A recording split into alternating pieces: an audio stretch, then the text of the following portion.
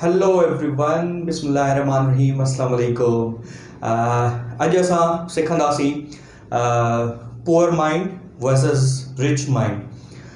तक़रीबन 7 पॉइंट्स आहिनि जिते मां ॻाल्हाईंदुमि ऐं आई होप तव्हांखे पसंदि ईंदी ऐं आख़िर ताईं वीडियो ॾिसजो, इनशाला तव्हांखे हेल्प मिलंदी. ओके, सो पहिरीं पॉइंट आहे जेका पुअर माइंड सेट जी हूंदी आहे, उहा हूंदी आहे ब्लेमिंग जी. उहे हमेशह ॿियनि खे ब्लेम कंदा आहिनि, उहे हमेशह हालातनि खे ब्लेम कंदा आहिनि, उहे हमेशह पंहिंजी सिचुएशन खे ब्लेम कंदा आहिनि, उहे हमेशह पंहिंजी ग़रीबी खे ब्लेम कंदा आहिनि. रिच माइंड सेट आहे उहो हमेशह रिस्पॉन्सिबिलिटी खणंदा आहिनि. उहे चवंदा आहिनि त अॼु मुंहिंजा हालात ही आहिनि, सुभाणे मां पंहिंजे हालातनि खे डिफरेंट कंदुमि, मां पंहिंजे एक्शन सां, पंहिंजे वर्क सां, पंहिंजे विज़डम सां. ऐं साॻे तरीक़े सां त जेको रिच माइंड सेट आहे उहो जेको आहे पंहिंजी ज़िमेदारी पाण खणंदो आहे, रिस्पॉन्सिबिलिटी खणंदो आहे. ऐं जेको पुअर माइंड सेट आहे उहो हमेशह ब्लेम कंदो आहे. सेकंड पॉइंट आहे जेका पुअर माइंड सेट जी, उहा आहे STG जो मतिलबु आहे short term gratification. Short term gratification जो मतिलबु इहो आहे त जॾहिं बि को जेको पुअर माइंड सेट हूंदो आहे उहो को कमु शुरू कंदो आहे, उहो चाहींदो आहे त मूंखे फ़ौरन उनजो रिज़ल्ट मिलणु घुरिजे. ऐं मां अॼु कमु शुरू थो कयां त सुभाणे मुंहिंजो उहो कमु जी वाह थिए ऐं सक्सेस मिलणु शुरू थी वञे. मां अॼु बिज़नेस शुरू थो कयां त मूंखे उन मां मनी जेका आहे उहा जल्दी अचणु शुरू थिए, पैसो कमाइणु जल्दी शुरू थी वञे. एट दी एंड पोइ उहे जेके आहिनि मायूस थी वेंदा आहिनि, उहे जल्दी क्विट कंदा आहिनि. ऐं जेको रिच माइंड सेट हूंदो आहे, उहो रिच माइंड सेट हमेशह छा कंदो आहे, उहो डिलेड ग्रेटिफिकेशन जी तरफ़ वेंदो आहे.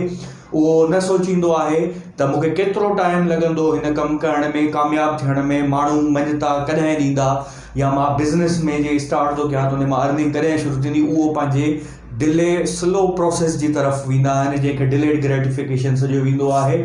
ऐं उहे पंहिंजे कंपाउंड इफेक्ट जो वेट कंदा आहिनि. कंपाउंड इफेक्ट उहो हूंदो आहे जेको सालनि जी साल महिनत कबी आहे ऐं अचानक सां को अॻिते हली वरी सक्सेस मिलंदो आहे, यानी बिहाइंड सालनि जा साल हूंदा आहिनि. या मिसाल मां तव्हांखे हिते ॾींदो हलां त पिकासो जेको दुनिया जो वॾे में वॾो आर्टिस्ट हुयो, उन खां पुछियो वियो त तूं हिकिड़ी नंढड़ी पेंटिंग ठाहींदो आहे, उनजा तूं 30 लख रुपया चार्जिस थो करी ऐं तोखे टाइम बि जेको आहे 30-40 सेकंड था लॻनि पेंटिंग ठाहिण में. बट हू चवंदो आहे त इहे भले 30-40 सेकंड लॻनि, बट इन जे बिहाइंड मुंहिंजी 30 सालनि जी महिनत आहे. सो डिलेड ग्रेटिफिकेशन जेका आहे उहा हमेशह रिच माइंड सेट फोकस कंदो आहे. ऐं जेको पुअर माइंड सेट हूंदो आहे उहो हमेशह STG खे फोकस कंदो आहे. STG जो मतिलबु आहे short term gratification. So always focus on delayed gratification. कमु स्टार्ट कयो, रिज़ल्ट अलाह ते छॾियो. थर्ड पॉइंट जेका पुअर माइंड सेट जी आहे उहा आहे फेलियर. पुअर माइंड सेट हमेशह फेलियर खे फेलियर करे ॾिसंदो आहे. उहो हमेशह चवंदो आहे त मां हिन में ही कमु कयो, मां फेल थी वियुमि, मां हिन में ही कमु कयो, मां फेल थी वियुमि. या हू जॾहिं को नओं स्टेप वठंदो आहे त उहो हमेशह पंहिंजे पुराणनि फेलियर खे जेको आहे कंपेयर करे पंहिंजे नए डिसीशन खे चेंज कंदो आहे, बिकॉज़ हुनजो फोकस हमेशह फेलियर ते हूंदो आहे. एट दी अदर हैंड जेको रिच माइंड सेट हूंदो आहे उहो हमेशह लेसन्स ते फोकस कंदो आहे. कंहिं शइ में हू कामयाबु न वेंदा आहिनि त हू ॾिसंदा आहिनि त मां छो कामयाबु न वियो आहियां, इन मां मूंखे कहिड़ो लेसन मिलियो आहे, मुंहिंजूं कहिड़ियूं इन में मिस्टेक्स हुयूं जिन खे मां सुधारे करे नेक्स्ट टाइम मां जेको आहे पंहिंजो को ॿियो डिसीशन वठी सघां थो. सो रिच माइंड सेट हमेशह लेसन ते फोकस कंदो आहे ऐं पुअर माइंड सेट हमेशह पंहिंजे फेलियर ते फोकस कंदो आहे. So always focus on a lesson. जेको always try to learn lesson from those mistakes and look forward. जेका फोर्थ पॉइंट आहे पुअर माइंड सेट जी, उहा इहा आहे त जेका स्लो डिसीशन्स वठंदा आहिनि ऐं क्विक चेंज कंदा आहिनि. फॉर एग्ज़ाम्पल, हुननि जो माइंड थियो बिज़नेस स्टार्ट करण जो ऐं हफ़्तो बिज़नेस हलायो, महीनो बिज़नेस हलायो, कामयाबी न मिलंदी आहे त तकड़ में जेका आहिनि उहे वरी जेको आहे डिसीशन पंहिंजो वापसि वठंदा आहिनि. यानी स्लो डिसीशन, हिकु त सोचे डिसीशन वठंदा आहिनि, साल गुज़ारे डिसीशन वठंदा आहिनि, ऐं वरी जॾहिं उन्हनि ते क्विट करणो हूंदो आहे त उहो तकिड़ो कमु कंदा आहिनि. यानी स्लो डिसीशन वठी करे ऐं जल्दी जेको आहे वापसि बैकवर्ड जी तरफ़ वेंदा आहिनि. सो इहा पुअर माइंड सेट जी निशानी आहे. ऐं एट दी अदर हैंड जेको रिच माइंड सेट हूंदो आहे उहो क्विक डिसीशन वठंदो आहे ऐं उन खे जल्दी क्विट न कंदो आहे. यानी क्विक डिसीशन वठी करे उन खे जल्दी चेंज न कंदो आहे ऐं वेट कंदो आहे पंहिंजे सक्सेस जो, पंहिंजे टाइम जो, त जीअं अॻिते हली कामयाबु थिया. तव्हां भले ॾिसो, मिसाल खणो, जेके वर्ल्ड जा बहितरीन एंटरप्रेन्योर्स आहिनि उहे हमेशह सालनि जा साल फ्री ऑफ कॉस्ट कमु कंदा आहिनि त जीअं अॻिते हली मूंखे हिन जो सक्सेस मिलणु शुरू थिए. यानी तव्हां खोड़ मिसाल वठी सघो था, तव्हां पंहिंजी लाइफ में मिसाल वठी सघो था। इवन काफ़ी अहिड़ा माण्हू हूंदा आहिनि जेके जल्दी मोटिवेशनल वीडियोज़ ॾिसी करे मोटिवेट थी करे ऐं जेको आहे पंहिंजो डिसीशन जेको आहे हिकु त यको वीडियोज़ ॾिसी सालनि जा साल वीडियोज़ ॾिसण खां पोइ डिसीशन वठंदा आहिनि। वरी जंहिंमहिल ॾिसंदा आहिनि कामयाबी न मिलंदी आहे त तकड़ि में क्विट कंदा आहिनि। एट दी अदर एंड जेको रिच माइंड सेट हूंदो आहे उहो जल्दी डिसीशन वठंदो आहे ऐं उन ते बरक़रार रहंदो आहे, उनखे कामयाबु करण जी कोशिश कंदो आहे। जेका फिफ्थ पॉइंट आहे पुअर माइंड सेट जी, उहे हमेशह शाइनी ऑब्जेक्ट ते फोकस कंदा आहिनि।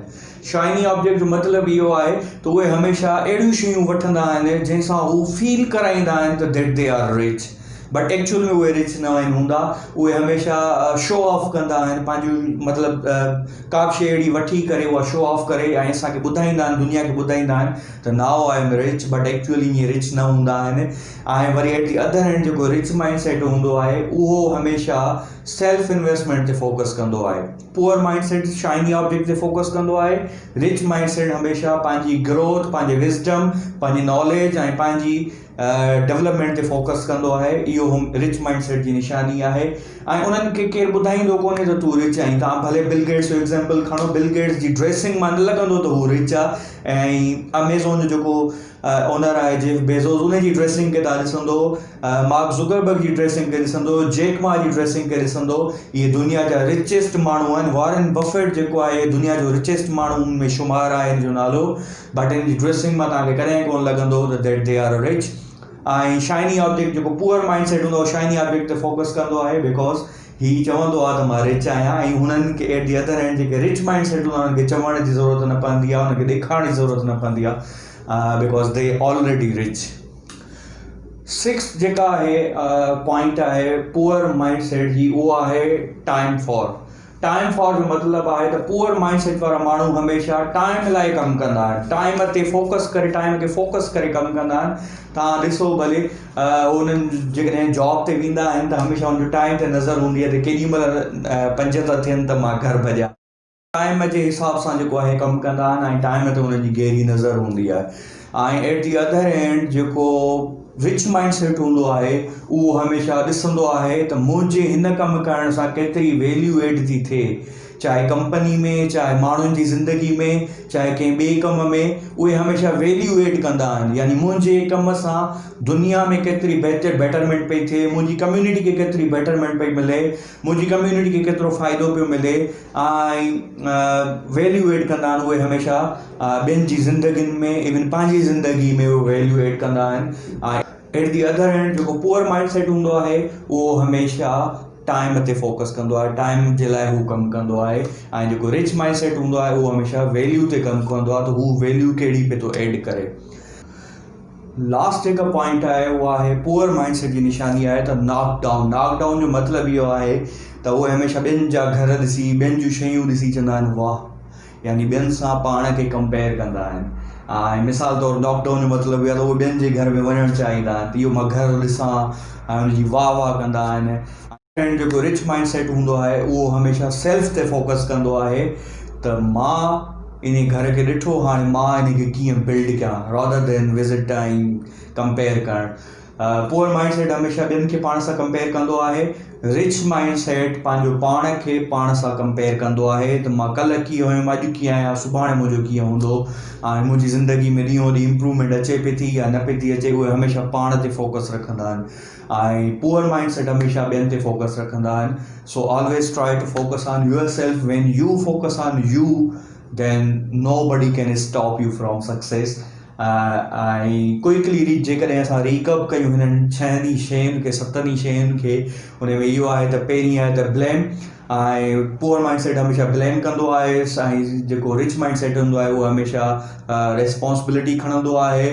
ऐं जेका सेकंड पॉइंट आहे उहा इहा आहे त शॉर्ट टर्म ग्रेटिफिकेशन में पुअर माइंड सेट वेंदो आहे, उहो चाहींदो मूंखे जल्दी सक्सेस मिले। ऐं जेको असांजो जेको रिच माइंड सेट आहे उहो हमेशह डिलेड ग्रेटिफिकेशन ॾे वेंदो आहे, त यानी मां कमु कयां थो, मूंखे कॾहिं न कॾहिं इन जो बेनिफिट मिलणु शुरू थींदो, जंहिंखे असां कंपाउंड इफेक्ट सॼो ईंदो आहे। या इन अदर वर्ड्स सफ़ा सिंपल ॿुधायां त जीअं VC खुलंदी आहे कामयाबीअ जी, उहे यानी डिलेड ग्रेटिफिकेशन जी तरफ़ वेंदा आहिनि। ऐं पुअर माइंड सेट हमेशह फेलियर ते फोकस कंदो आहे, रिच माइंड सेट हमेशह लेसन्स ते फोकस कंदो आहे। ऐं जेको पुअर माइंड सेट हूंदो आहे उहो हमेशह स्लो डिसीजन वठंदो आहे ऐं क्विकली उन्हनि खे वरी वापसि बि कंदो आहे, चेंज बि कंदो आहे, क्विट कंदो आहे। ऐं जेको रिच माइंड सेट हूंदो आहे उहो क्विक डिसीजन वठंदो आहे ऐं स्लो चेंजिस कंदो आहे ऐं उहो तकड़ में क्विट न कंदो आहे। ऐं पुअर माइंड सेट हमेशह शाइनी ऑब्जेक्ट्स ते फोकस कंदो आहे, माण्हुनि खे ॾेखारींदो आहे त मां रिच आहियां। ऐं जॾहिं त रिच माइंड सेट हूंदो आहे उहो हमेशह पंहिंजी सेल्फ इन्वेस्टमेंट ते फोकस कंदो आहे, पाण खे ग्रोथ जी तरफ़ वठंदो वेंदो आहे। ऐं जेको पुअर माइंड सेट हूंदो आहे उहो हमेशह टाइम लाइ कमु कंदो आहे ऐं जेको रिच माइंड सेट हूंदो आहे उहो हमेशह वैल्यूएट कंदो आहे।